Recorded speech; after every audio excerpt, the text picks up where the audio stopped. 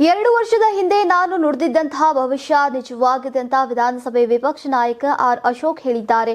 ಅಲ್ಪಸಂಖ್ಯಾತ ಸಮುದಾಯದ ತುಷ್ಟೀಕರಣದ ಬಗ್ಗೆ ನಾನು ಮಾತನಾಡಿದ್ದೆ, ಇದೀಗ ನಿಜವಾಗ್ತಾ ಇದೆ ಅಂತ ಪ್ರತಿಪಾದಿಸಿದ್ದಾರೆ. ಆದಿಚುಂಚನಗಿರಿ ಕ್ಷೇತ್ರಕ್ಕೆ ಭೇಟಿ ನೀಡಿದ ನಂತರ ಮಾತನಾಡಿದಂತಹ ಆರ್ ಅಶೋಕ್, ದಾವಣಗೆರೆ ದಕ್ಷಿಣ ವಿಧಾನಸಭಾ ಉಪಚುನಾವಣೆಯ ಸಂಬಂಧ ಕಾಂಗ್ರೆಸ್ನಲ್ಲಿ ಎದ್ದಿರುವಂತಹ ಆಂತರಿಕ ಬೇಕೂತಿಯನ್ನ ಪರೋಕ್ಷವಾಗಿ ಉಲ್ಲೇಖಿಸಿ ಹಿಂದಿನ ತಮ್ಮ ಭಾಷಣದ ಅಂಶವನ್ನ ಪ್ರಸ್ತಾಪಿಸಿದ್ದಾರೆ.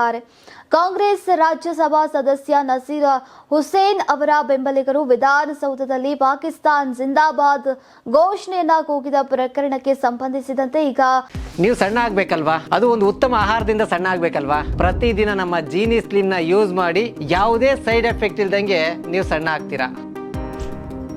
2024 ಫೆಬ್ರವರಿಯಲ್ಲಿ ಸದನದಲ್ಲಿ ಮಾತನಾಡುವಾಗ ಅತಿಯಾದ ಮುಸ್ಲಿಂ ಓಲೈಕೆ, ವ್ಯಾಮೋಹ, ತುಷ್ಟೀಕರಣವೇ ಕಾಂಗ್ರೆಸ್ ಪಕ್ಷಕ್ಕೆ ಮುಂದೊಂದು ದಿನ ಮುಳುವಾಗತ್ತೆ ಅಂತ ಭವಿಷ್ಯವನ್ನ ನುಡಿದಿದೆ ಅಂತ ಆರ್ ಅಶೋಕ್ ಅವರು ಬರೆದುಕೊಂಡಿದ್ದಾರೆ. ಈಗ ತಮ್ಮ ಹಿಂದಿನ ಭಾಷಣದ ವಿಡಿಯೋವನ್ನ ಟ್ವೀಟ್ ನಲ್ಲಿ ಪೋಸ್ಟ್ ಮಾಡಿದ್ದಾರೆ.